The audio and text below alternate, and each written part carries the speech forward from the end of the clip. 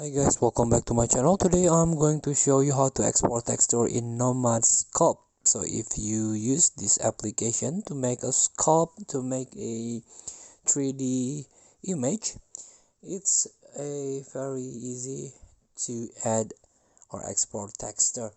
So this is for example.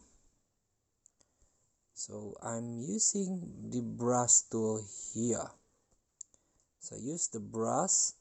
As you can see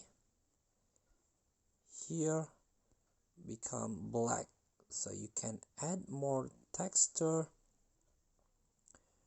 by tap this icon. So this is like paint all, and this one you can import from the file. This metalness also here, it's changing, and let's try. And you can change the color here. And let's change the roughness here, like this.